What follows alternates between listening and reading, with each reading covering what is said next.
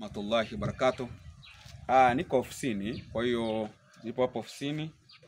Niko na wagonjwa wangu ambao leo namshukuru Mwenyezi Mungu Subhanahu wa Subhana walivyokuja na ilipofikia hatua ni jambo la kumshukuru Mwenyezi Mungu. Sio uwezo wangu bali Mungu mwenyewe kunisimamia. Mfano hai rafiki yangu. Hebu nyanyuka njoo. Njoo. Anaitwa nani vile? Laila. Laila njoo. Huyu kwanza alikuwa atembei. Alikuwa tu kilema. Alikuwa atembei kabisa. Namshukuru Mwenyezi Mungu mpaka sasa hivi anatembea. Ila nachohangaika nacho sasa hivi ambacho namuomba Mwenyezi Mungu amjalie aanze kuongea, amekuwa kama bubu. Lakini mwanzoni alikuwa hatembei kabisa, lakini sasa hivi anatembea. Laila simama. Simama hapo. Simama. Laila njoo. Njoo rafiki yangu. Oi. Sasa hivi anatembea vizuri kabisa, lakini mwanzoni alikuwa atembei, ila sasa hivi haongei.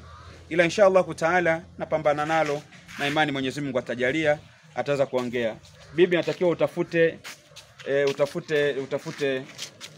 nini karanga kubwa. Tuche madachi kwa Chimakonde. Mangolo. Kubwa zile. Kubwa zile. Ambazo bado hazija nini? Manye. Hazijamenywa.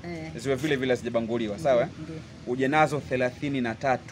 Sawa. Siku ya Jumamosi hiyo ambayo inshallah dua ya shamba uje nazo, sawa? Sawa. Tuweze kumtengenezea dawa au wajalie kheri aanze kufungua kuongea. Njoo nani? Laila Highlight njoo. Lakini sio huyu peke yake, na mwingine na Highlight dadake. Huyu ni mdogo, huyu anayekuja ni mkubwa. Ila huyu sura yake nitaificha kidogo kwa kuweza kunani. Huyu sura yake sitaki niionyeshe kwa sababu historia yake kidogo ni ngumu. Ndefu kidogo. Ni ndefu. Huyu bibie Mwenyezi Mungu kwanza naomba amsimamie zaidi. Amjalie na amkinge zaidi. Huyu bibie alikuwa anatoka nje, na maana alikuwa analogeshwa. Alikuwa analogeshwa na alipewa cheo cha umalikia.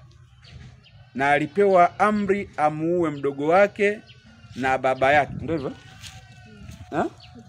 Baba yake na mdogo wake, ambao mdogo wake ndo huyu, na amuue na baba yake ili cheo chake kipande zaidi. Lakini namshukuru Mwenyezi Mungu mpaka leo hii niko naye hapa na anaendelea vizuri. Alhamdulillah walilahi alhamdu, hata mwili sasa hivi unakuja na anakaa sasa, sura ya kike inarudi vizuri. Na mwenyewe anasema hatoki tena sasa hivi, na uchawi kwa muda huu hana nao. Kwa hiyo huyu alipewa kazi hiyo na alipewa cheo cha umalikia, na kazi yake kubwa aliambiwa ili cheo chako kinawili basi natakiwa umtoe mdogo wako muue pamoja na baba yako. Na ndio maana huyu mtoto alikuwa anaumwa sana kwa muda mrefu, na akafikia hatua ya kuwa kama kilema. Lengo lao waweze kumtoa sadaka ili dada yake apande cheo, lakini Mungu amejalia kheri na hajafanya hayo. Niwaombeni mnetuangalia na wenye desturi hiyo, mweta kuharibu ndoto za vijana hawa.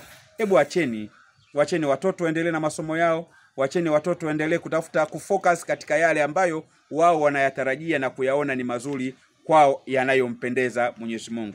Tusipende sana kuto kuwafundisha vitu vibaya watoto wetu. Kwa hiyo binti kama huyu alikuwa anapotea kwenye uchawi, alikuwa anapotea kwenye ushirikina, lakini Allah amejalia kheri, tumeweza kumnasua na sasa hivi yuko salama salimina. Ndio maana sitaki nimuoneshe sura yake. Kingine ninachokuwa naambiwa?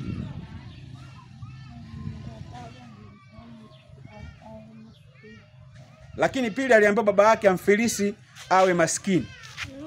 Baba yake aliambiwa amfilisi awe maskini. Na huyu binti kipindi cha nyuma kila kwa mganga unakokwenda kumpeleka alikuwa akiogeshwa dawa, anakuambia wanaogesha kivuli, sio yeye mwenyewe. Yaani mwenyewe anakuwa hayupo.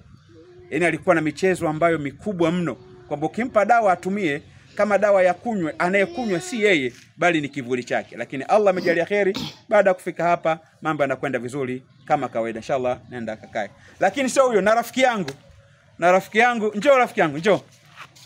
Njoo mweke vizuri nguo. Hiyo nguo mweke vizuri. Njoo. Asha njoo.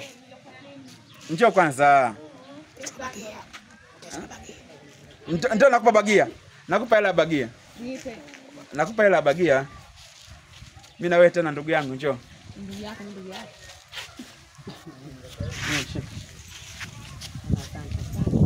Huyu rafiki yangu anaitwa Asha. Alikuwa ni mgonjwa.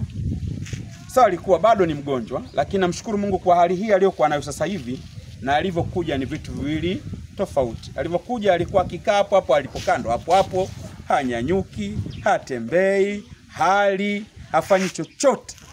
Naona hapati haja ndogo wala hapati haja kubwa.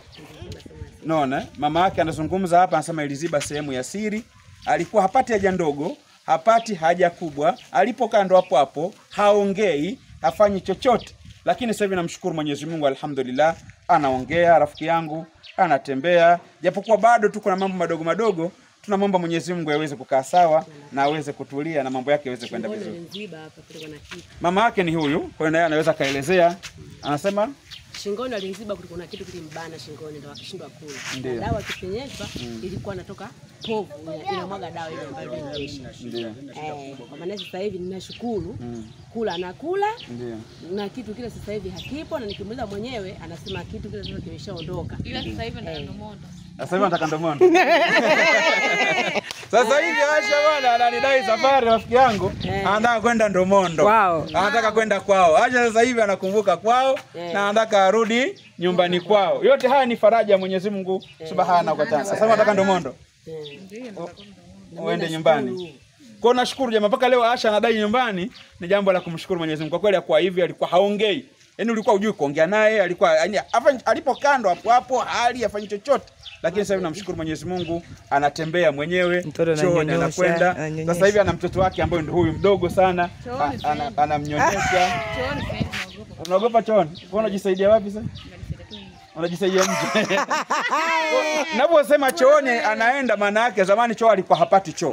Lakini sasa hivi choo anapata, lakini kwa mwenyewe chooni anakuambia naogopa na najisaidia. Ana uchafu. Chooni na una uchafu. Kwa yote haya ni jitihada za kumshukuru Mwenyezi Mungu Subhanahu wa Ta'ala. Kwa nini nimeonesha haya? Usikate tamaa na rehema za Mwenyezi Mungu. Usijione wewe unaumwa kwa muda mrefu, usijione wewe una mitihani kwa muda mrefu. Usikate tamaa, tafuta, pambana. Watu wapo watakusaidia na utapona maradhi yako na mwili wako utakaa sawa bila wasiwasi aina yoyote. Mwenyezi Mungu anasema la taknatu min rahmatillah. Usikate tamaa na rehema Mwenyezi Mungu Subhanahu wa Ta'ala. Na ndio maana Allah ana jina lake anaitwa ya Shafi. Mwenye kuponya.